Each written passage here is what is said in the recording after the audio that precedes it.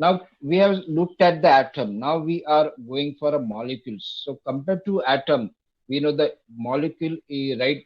Leaving aside the monoatomic molecule, right? We are considering the molecules, right?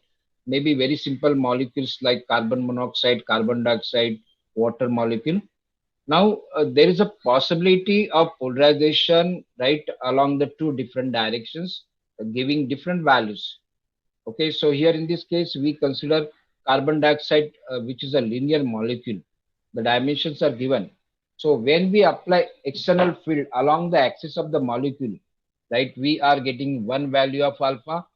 When this external field is applied perpendicular to the axis, okay, we get another value of the alpha. So it is something like that. This particular molecule is not giving much scope along the perpendicular direction rather than the linear direction. Okay, so that is what is meant by that.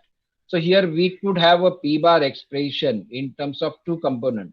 One is perpendicular component, one is parallel component, and both are operating.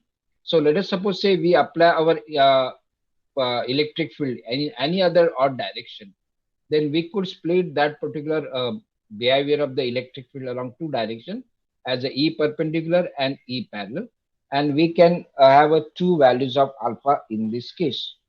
We can have two values of alpha operating along this particular case. Okay. So it depends which component is stronger, right? Accordingly, that particular along that particular direction, the stretching could be more, right? The displacement could be more. Okay, so this is when we visualize in a space, basically it is a two dimensional. Right now we looked at it. So when we go for a little more complicated, right now this is a linear molecular, right? So when we go for the molecule which is more complicated, like a water molecule, let me go for the water molecule first.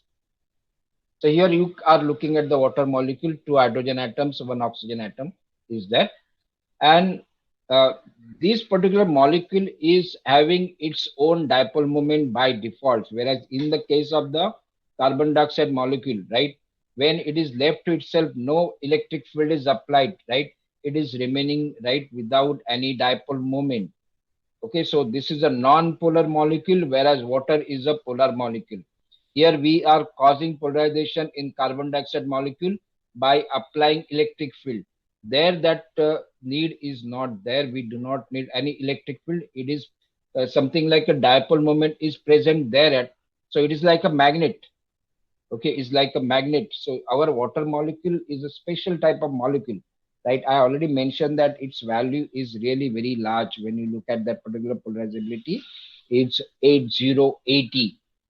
So what is the configuration of this molecule? Hydrogen atoms are aligned in such a manner so that when you join hydrogen nucleus with the oxygen nucleus, right? So these two lines, they make an angle of 105 degree.